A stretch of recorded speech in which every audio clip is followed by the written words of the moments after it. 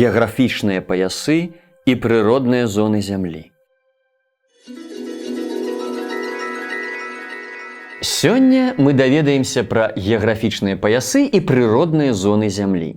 Вызначым асаблівасці кожнай з прыродных зон, даведаемся, што такое вышынная пояснасць і як прыродныя зоны змяняюцца з вышынёй.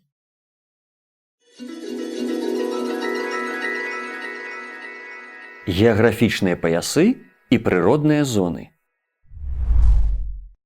Кліматычныя умовы на зямлі ўплываюць на фарміраванне прыроднага асяроддзя. У кожным кліматычным поясе фарміруецца не толькі свой асаблівы клімат, але і экасістэма са сваімі унікальнымі глебамі, раслінным і жывёльным светам. Таму геаграфічную абалонку нашай планеты падзяляюць на шыротныя геаграфічныя паясы.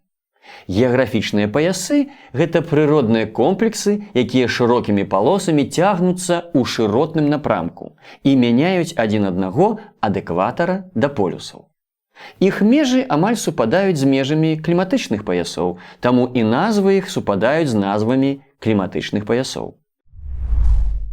І іх таксама 13. Экватарыяльны, субэкватарыяльны паўночнага паўшар'я і субэкватарыяльны паўднёвага паўшар'я, трапічны паўночнага паўшар'я і трапічны паўднёвага паўшар'я, субтрапічны паўночнага паўшар'я і субтрапічны паўднёвага паўшар'я, умераны паўночнага паўшар'я і умераны паўднёвага паўшар'я, субантарктычны, субарктычны, антарктычны, арктычны. Геаграфічныя паясы адрозніваюцца кліматам, глебамі, флорай і фаунай. Але, як і кліматычныя паясы, геаграфічныя паясы таксама неаднародныя. У розных мясцінах могуць складвацца розныя суадносіны цеплыні і вільгаці. Таму ў межах аднаго геаграфічнага пояса могуць сфарміравацца некалькі прыродных зон.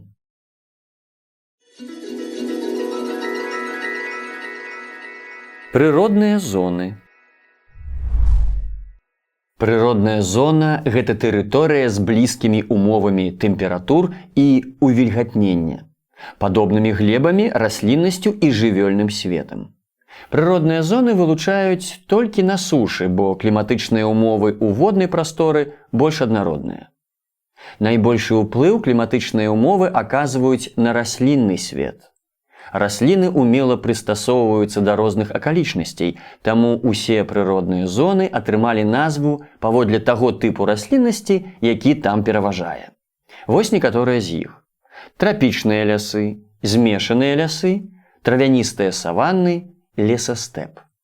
Давайце разам наведаем кожны з гэтых прыродных комплексаў.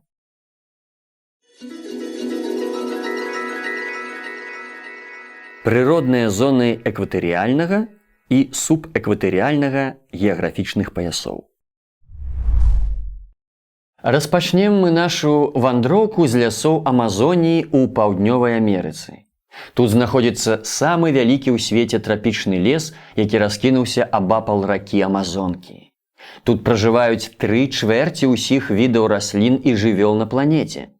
Адна з асаблівасцей гэтых мясцін – чырвона-жоўтыя глебы. Яны вельмі бедныя, перанасычаныя вільгаццю, утрымліваюць шмат жалеза і алюмінію, таму называюцца фералітнымі. Лясы ў экватарыяльных і субэкватарыяльных паясах самая багатая расліннасцю. І гэта не дзіва, бо тут пастаянна высокія тэмпературы і вялікая колькасць ападкаў. Таму і лясы гэтыя называюць вільготнымі экватарыяльнымі лясамі. У чым жа іх асаблівасць? Яны вельмі густыя, шмат'ярусныя, з мноствам ліян. Тут можна пабачыць і ўсім нам добра вядомыя пальмы, і старажытныя дрэвападобныя папараці, і мноства экзатычных раслін. Густыя шаты дрэў не даюць святлу пранікаць уніз, таму трава тут амаль не расце. Мноства жывых істот, якія тут пасяліліся, прыстасаваліся да жыцця на дрэвах. Гэта насякомыя, земнаводныя, птушкі. Нават звяры вільготных экватарыяльных лясоў пераважна жывуць на дрэвах, напрыклад, малпы і ляніўцы. А вось наземных жывёл тут няшмат. Самыя буйныя сярод іх – тапіры. А драпежныя звяры, напрыклад, такія як ягуар, навучыліся выдатна лазіць па дрэвах. Калі б мы з вамі пераляцелі на іншы кантынент, у зону экватарыяльных лясоў Афрыкі, у Конга, мы пабачылі б там крыху іншы жывёльны свет. І ў тым ліку самых вялікіх жывёл вільготных экватарыяльных лясоў, ляснога слана і гарылу. І бадай самую незвычайную акапі.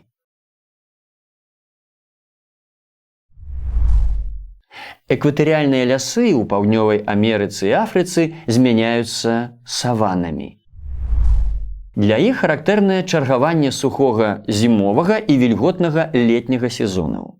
Тут больш урадлівыя глебы, карычнева-чырвоныя і чырвона-бурыя, таму тут добра расце трава.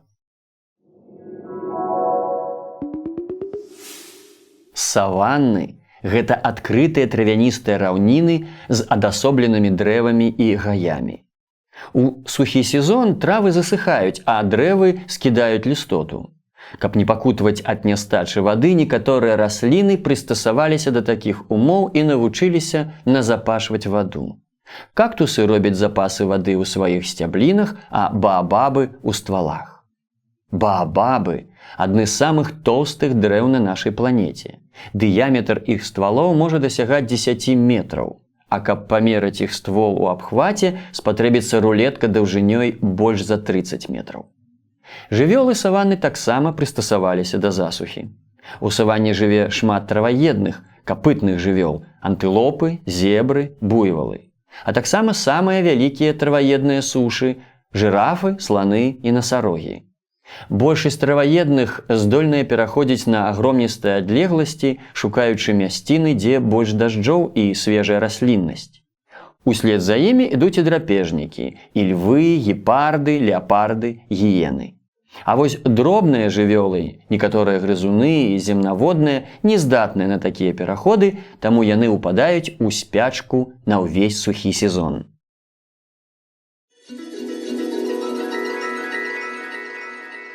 Прыродныя зоны трапічных і субтрапічных геаграфічных паясоў. Рушым далей, на поўнач Афрыкі. Мы аддаляемся ад экватара, але трапляем у самыя гарачыя і сухія прыродныя зоны зямлі. У трапічных паясах найбольшыя плошчы займаюць пустыні і паўпустыні. Яны размешчаныя ў кантынентальных абласцях і на заходніх узбярэжжах, якія абмываюцца халоднымі цячэннямі.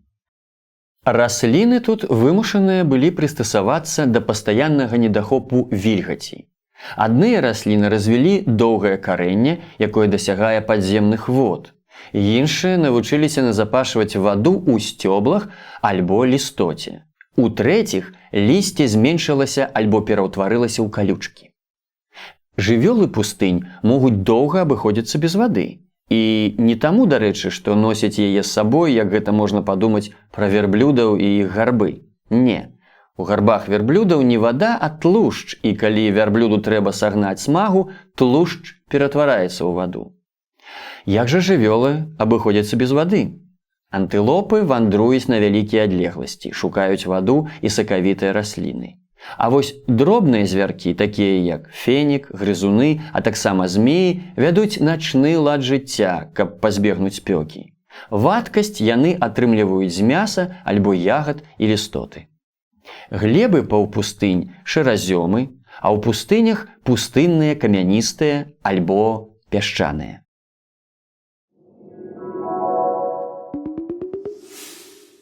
Усходнія ўзбярэжжы тропікаў больш вільготныя і лясістыя.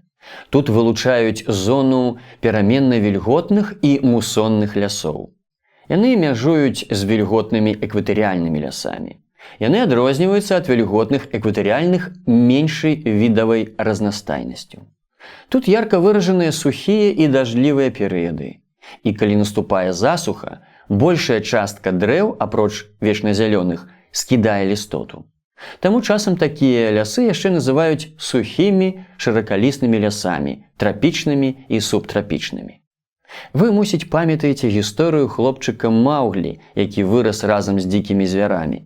Гэта гісторыя адбылася ў джунглях Індыі, акурат у зоне пераменна вільготных лясоў. Якія ж жывёлы тут жывуць?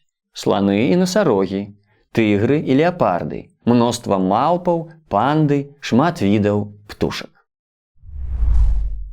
Глебы ў гэтай зоне урадлівыя, чырвона-жоўтыя. Шмат дзе лясная расліннасць знішчаная, а землі разараныя пад пасевы. У Індыі расце і адно з самых цікавых дрэваў зямлі фікус бенгальскі. Адно дрэва можа налічваць да 3000 ствалоў. Як такое магчыма? Фікус мае асаблівую форму баньян. Гэта калі на галінах дрэва пачынаюць расці паветраныя карані. Яны звычайна звісаюць з дрэва як гірлянды, але некаторыя карані дасягаюць да зямлі і укараняюцца. Так утварыўся вялікі баньян, падобны больш да лесу, чым да дрэва. Плошча яго кроны 15 000 квадратных метраў. На захадзе субтрапічнага пояса у міжземнамор'і знаходзіцца зона вечназялёных цвердалістых лясоў і хмызнякоў. Для гэтай мясцовасці характэрнае гарачае і сухое лета і вільготная цёплая зіма. Расліны, каб не страчваць вільгаць, у сухі перыяд замянілі лістоту калючкамі і цвёрдым скурыстым лісцем. Тут растуць кіпарысы, хвоі, кедры, алівы, шмат хмызнякоў. Глебы карычневыя і шэра-карычневыя вельмі ўрадлівыя. Шмат якія землі пазбаўлены натуральнай расліннасці і аддадзены пад палі, сады і вінаграднікі.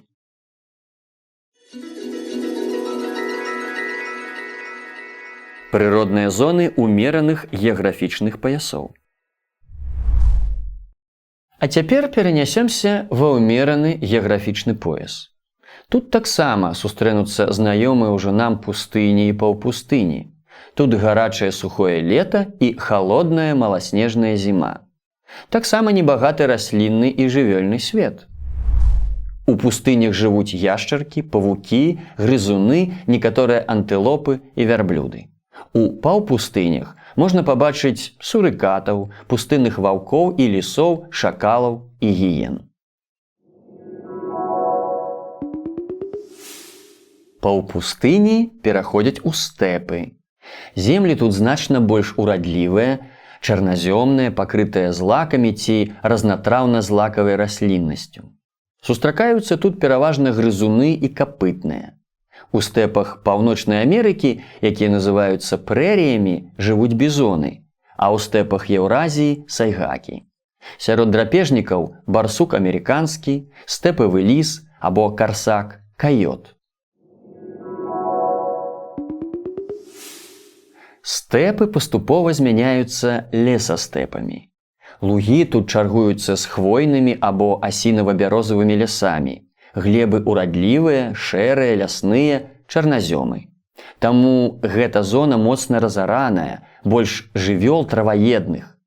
Таксама шмат грызуноў, суслікаў, хамякоў, тушканчыкаў, на якіх палююць куніцы, ваўкі і лісы. Найбольшую частку умеранага пояса займаюць лясныя зоны. Тут растуць шыракалістыя, змешаныя і хвойныя лясы. У паўднёвай частцы умеранага пояса, там, дзе пануе марскі і мусонны клімат, фарміруюцца шыракалістыя лясы. На бурых лясных глебах растуць бук, дуб, граб, клён, каштан, ліпа, ясень.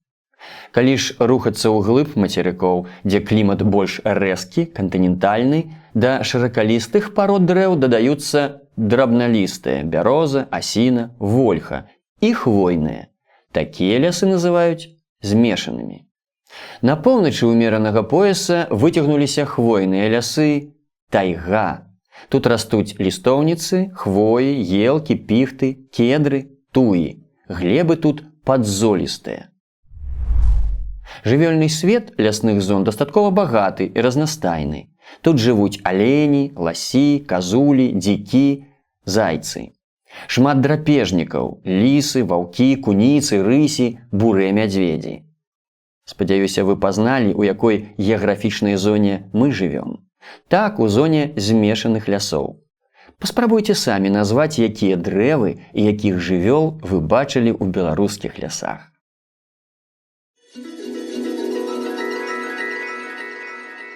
Прыродныя зоны субарктычнага і субантарктычнага геаграфічных паясоў.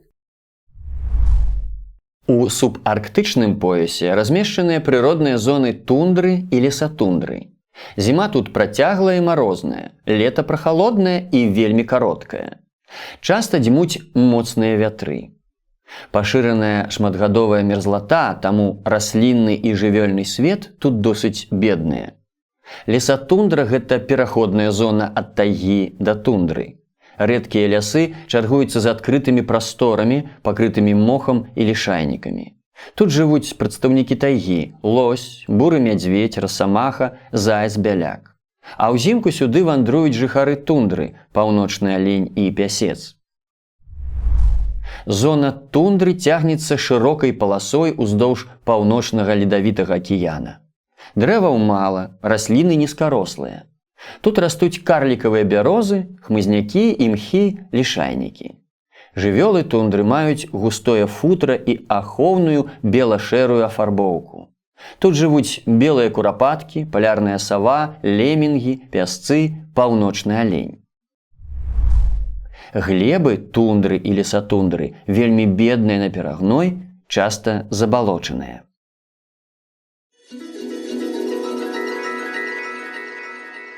Прыродныя зоны арктычнага і антарктычнага геаграфічных паясоў. Самыя суровыя прыродныя зоны размешчаныя ў арктычных і антарктычных геаграфічных паясах. Гэта царства ледзяных пустынь. На свабодных ад ільду участках сустракаюцца імхі і лішайнікі. Яны даюць спажытак буйным траваедным аўцабыкам. Тут вельмі мала наземных жывёл, у асноўным гэта драпежнікі, палярны пясец, палярны воўк, белы мядзведзь. Але шмат вадаплаўных жывёл, маржоў, цюленяў, птушак. Антарктычная пустыня яшчэ больш суровая. Тут жывуць імператарскія пінгвіны і пінгвіны Адэлі. У марскіх водах жывуць кіты, цюлені, марскія сланы і марскія леапарды.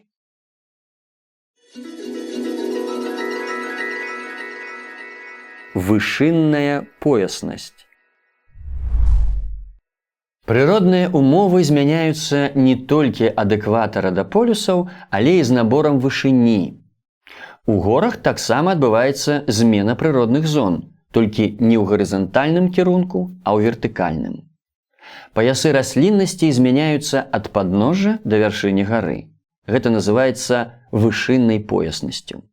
Змены падчас пад'ёмаў у горы адбываюцца ў той жа паслядоўнасці, што і на раўнінах, ад экватара да полюсаў.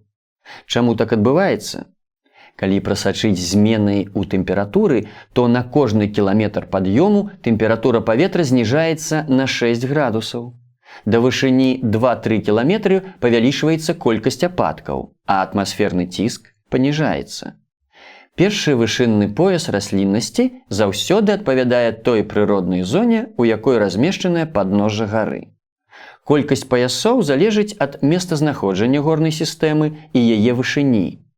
Аднолькавыя вертыкальныя паясы могуць размяшчацца на розных вышынях адной горнай сістэмы у залежнасці ад нахілу схілаў і яго арыентацыі. На паўднёвых схілах лясная зона будзе размешчана вышэй, чым на паўночных. Напрыклад, у палярных шыротах у гарах будуць 2 вышынныя паясы, а вось у Альпах 6. У першым нізкагорным поясе ў Альпах да вышыні 800 метраў растуць дубовыя лясы на бурых лясных глебах. Гэта зона вечназялёных і цвердалістых лясоў і хмызнякоў. Вышэй, за знакі 800 метраў да 1200 метраў, растуць букавыя лясы на горных бурых лясных глебах. Гэта зона змешаных і шыракалістых лясоў. Яшчэ вышэй пачынаюцца хвойныя лясы з елкамі, лістоўніцамі і хвоямі на горных падзолістых глебах. Пачынаючы з вышыні 1800 метраў і да вышыні 2500 метраў раскінуліся субальпійскія лугі і хмызнякі з высокай травой. Іх часта выкарыстоўваюць як сенажаці. Вышэй за 2500 метраў над узроўнем мора пачынаюцца альпійскія лугі. Іх яшчэ называюць горнай тундрай. Гэта горныя палі з нізкай травяністай расліннасцю. А вышэй за 3200 метраў пачынаецца пояс камяністых россыпаў, ледавікоў і снежнікаў. Тут амаль няма расліннага покрыва, гэта зона вечных снягоў і льдоў.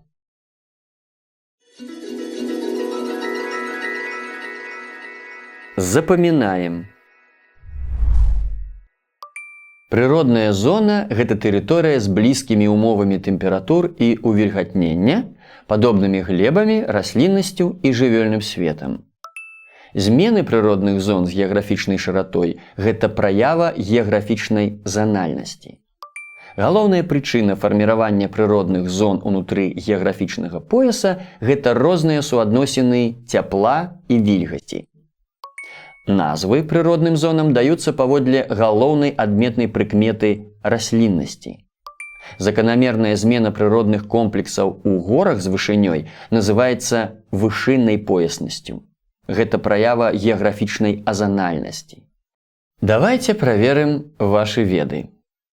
У якой прыроднай зоне будзе найбольшая разнастайнасць відаў жывёл і раслін?